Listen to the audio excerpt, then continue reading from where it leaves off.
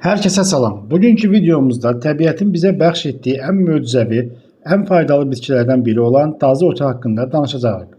Əgər siz də tez-tez stres yaşayırsınızsa, yuxu probleminiz varsa, yaxud mədə bağırsaq və dəri problemlərindən əziyyət çəkirsinizsə, bu video tam olaraq sizin üçündür. Dazı otu xüsusən də Türkiyədən bizə sarı kantaron adı ilə tanınır. Əsrlər boyu xalq təbabətində natural müalicə vasitəsi kimi istifadə olunub. Bəs bu bitki tam olaraq nədir? Azərbaycanda haralarda bitir? Faydaları nədir və necə istifadə etməliyik? Bugün bütün bu suallara ətraflı cavab tapacağıq. Əvvəlcə gəlin baxaq görək, dazı otu hansı şəraitdə bitir və onu təbiətdə haradan tapa bilərik? Ümumiyyətlə, dazı otu günəşi çox sevən bir bitkidir. Onu daha çox dağ ətəklərində, günəşli meşə mənfəzlərində, quru çəmənliklərdə, yol kənarlarında və təpəlik ərazilərdə görmək mümkündür. İyun və avqust ayları arasında parlaq sarı çiçəklər açır və uzaqdan dərhal diqqəti cəlb edir. Çiçəklərini əlinizlə sıxdıqda bənövşəyi və ya qızımızımtıl bir şirə çıxır ki, bu da bitkinin tərkibindəki güclü maddələrin göstəricisidir. Azərbaycana gəldikdə isə sevindirici haldır ki, ölkəmizin təbiəti bu bitki ilə çox zəngindir. Azərbaycanda dazı otuna demək olar ki, bütün dağlıq və dağətəyi rayonlarda rast gəlmək olar. Xüsusilə Quba, Qusar, İsmayıllı, Şamaxı, Qəbələ kimi şimal və şimal-qərb zonalarında. Eləcə də Gədəbəy, Daşkəsən, Göygöl kimi kiçik Qafqaz ərazilərində çox bitir.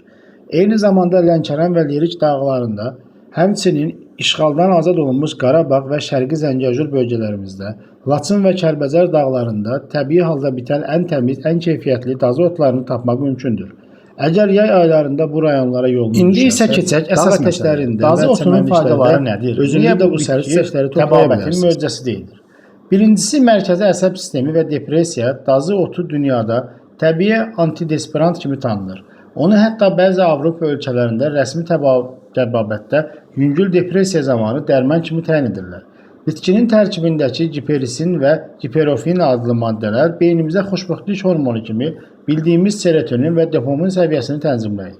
Əgər siz yüngül və ya orta dərəcəli depressiyadan daimi həyəcan, gərginlik, stres və ya əsəbilikdən əziyyət çəkirsinizsə, dazı otu sizin ən yaxşı köməkçiniz ola bilər. O zehni sakitləşdirir, əsəbləri yatışdırır və gün ərzində əhval-ruhiyyənizi qaldırır. Eyni zamanda yuxusuzluqdan əziyyət çəkən insanlar üçün də çox faydalıdır. Yatmazdan əvvəl içilən dazı otu çayı yuxunun keyfiyyətini artırır. Gecə tez-tez ayılmaların qarşısını alır və rahat yatmağınıza kömək edir.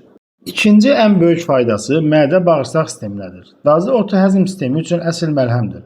Xüsusilə mədə xorası, qastrit, mədə qızğırması, köp və həzm pozğunluqları zamanı çox güclü müalicəvi təsir göstərir. O, mədə daxilindəki iltihabı aradan qaldırır, selikli qişanı bərpa edir və həzm şirəsinin ifrazını tənzimləyir.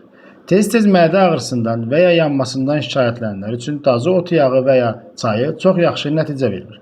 Üçüncü, dəri sağlamlığı və yara yanıqları. Dazı otunun ən məşhur istifadə sahələrindən biri də dəri problemidir. Xüsusilə dazı otundan hazırlanan sarı və ya qırmızı kantaron yağı yara, kəsik, yanıq və əzilmələrin sürətlə sağalmasına kömək edir. Antiseptik və iltihab əleyhinə xüsusiyyətə malik olduğu üçün dərini mikroblardan təmizləyir. Hüceyrələrin yenilənməsini sürətləndirir və çapıq izlərinin qalmasının qarşısını alır. Eyni zamanda ekzema, psoriaziz, sivilcə və ya akne kimi dəri xəstəliklərinin də sakitləşdirir. Günəş yanıqları zamanı da dəriyə çəkildikdə göynəməni tez bir zamanda götürür. Dördüncüsü, immunitet və iltihab əleyhinə təsiri. Bitkinin tərkibində antioksidantlar, C vitamini və müxtəlif faydalı minerallar var. Bu da orqanizmin immun sistemini gücləndirir, soyuq dəymə, qrip və tənəffüs yolu infeksiyaların qarşısını müqavimət artırır. Oynaq ağrıları, revmatizm və əzələ gərginliyi zamanı da dazı otu yağı ilə masaj etmək ağrıların bir hissəsini azaldır. 5. Qadın sağlamlığı. Dazı otu qadınlarda menstrual sikl dövründə yaşanan ağrıları, əsəb gərginliyi və klimaksi, yəni menopozum dövrünün simptomlarını, məsələn, qəfil istilənmə və əhval dəyişikliklərini yüngülləşdirməyə kömək edir. Bəs bu bitkidən necə istifadə etməliyik? Gəlin ən geniş yayılmış iki istifadə qaydasına baxaq. Çay hazırlanması və yağ hazırlanması. Birinci qayda, dazı otu çayının hazırlanması. Çay hazırlamaq çox sadədir. Bir stəkan qaynayan suya bir çay qaşığı qurudulmuş dazı otu əlavə edirsiniz. Qapağını örtüb təxminən 10-15 dəqiqə dəmlənməyə qoyursunuz. Sonra süzüb ilik halda içirsiniz.